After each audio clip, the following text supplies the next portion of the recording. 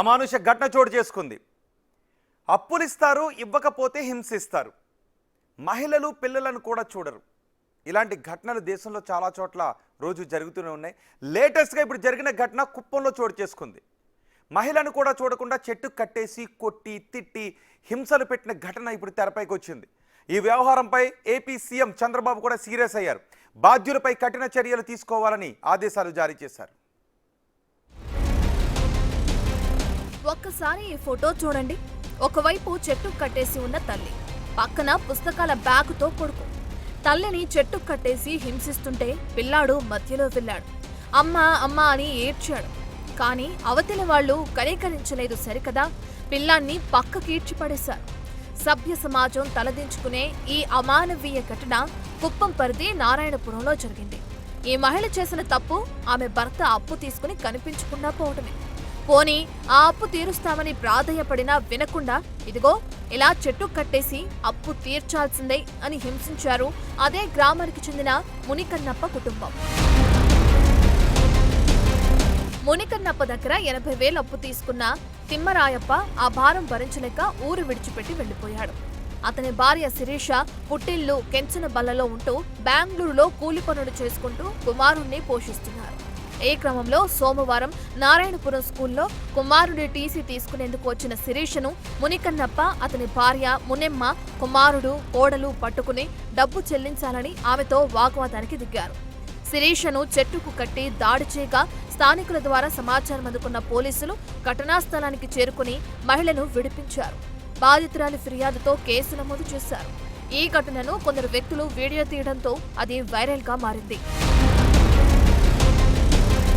అప్పు తీరుస్తామని చెప్పినా వదల్లేదన్నారు శిరీష. కన్నప్ప కుటుంబ సభ్యులు తనను తీవ్రంగా కొట్టారన్నారు. తన చేతులు, కాళ్లకు తీవ్ర గాయాలయ్యాయి అన్నారు. తన కళ్ల ముందే బిడ్డలు అమ్మా అంటూ ఏడుస్తున్నా పక్కకు లాగి పారేశారని కన్నీటి పర్యంతమయ్యారు శిరీష.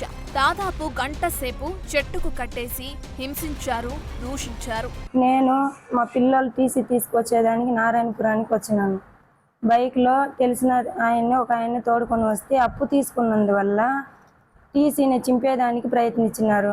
నేను చేయలేసి పీక్కున్నాను. అయినా కూడా బట్టలనంతా గుంజి బయట వస్తేనే నన్ను కొట్టి లాక్కెళ్ళి చెట్టుకు కట్టేసి మార్చేసినారు. ముందు మా ఆయన్నే చేసినారు. నైట్కే తోడుకొని వెళ్ళి మా ఆయన దిగులు పడి వెళ్ళిపోయినాడు. నాకు ఆ పెళ్ళాం వద్దు, బిడ్డలు వద్దని. వాళ్ళ తమ్ముడికి 16 లక్షలు ముందుకు నిలిచి ఇచ్చిన దానికి ఆ అప్పుకు దిగులు పడి మా ఆయన కొద్దిగా చేసినాడు. వాళ్ళు ఎట్లు ఇచ్చినారో అట్లా ఇస్తామని మంచిగానే చెప్తా ఉన్నాం.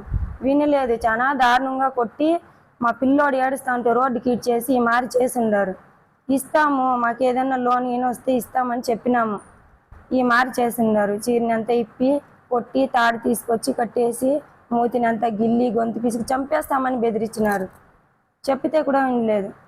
దారులు పోయి వచ్చేవాళ్ళు ఈ మారి కట్టేయడం లేడీస్ని తప్పు అని చెప్పిన తర్వాత అప్పుడు కూడా ఏం లేదు. ఏమన్నా ఉంటే నువ్వు కట్టేసి తీసుకెళ్ళు అని చాలా దారుణంగా కొట్టినారు సార్ లోపల.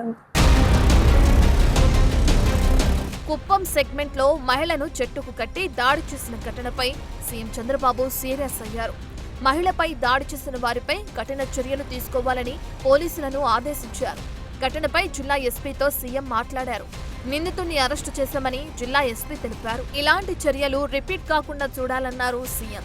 అటు నారాయణపురం ఘటనపై హోంమంత్రి అనిత రియాక్ట్ అయ్యారు. బాధిత మహిళతో వీడియో కాల్లో మాట్లాడి ధైర్యం చెప్పారు హోంమంత్రి. ఆర్థికంగా బలహీన వర్గాలను బెదిరించి అప్పు వసూలు చేసే వారికి కఠిన శిక్షలు వేసేలా తమిళనాడు ప్రభుత్వం ఇటీవలే ఓ కొత్త చట్టం తీసుకొచ్చింది. Tamil Nadu money lending entities act 2025ను అమల్లోకి తెచ్చింది.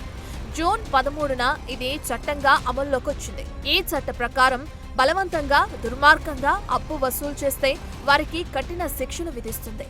బెదిరింపులు, హింసాత్మక చర్యలు, ఆస్తుల స్వాధీనం వంటి చర్యలతో కొందరు ఆత్మహత్యలకు పాల్పడుతున్నారని, ఇది కుటుంబాలను నాశనం చేస్తుందని చట్టం పేర్కొంది. బాకీ తీర్చాలని బెదిరింపులు లేదా హింసకు పాల్పడితే 3 ఏళ్ల వరకు జైలు శిక్ష, 5 లక్షల వరకు జరిమానా ఉంటుంది. రైతులు, మహిళలు, స్వయం సహాయక బృందాలు, వ్యవసాయ కూలీలు, చిరు వ్యాపారులు, భవన నిర్మాణ కార్మికులు, వలస కార్మికులు వంటి ఆర్థికంగా బలహీనమైన వర్గాలను రక్షించడానికి ఈ చట్టం తీసుకొచ్చింది తమిళనాడు. ఇప్పుడు ఏపీలో కూడా వరుస ఘటనలు చూస్తుంటే ఇలాంటి చట్టాల అవసరం ఉందన్న చర్చ జరుగుతుంది.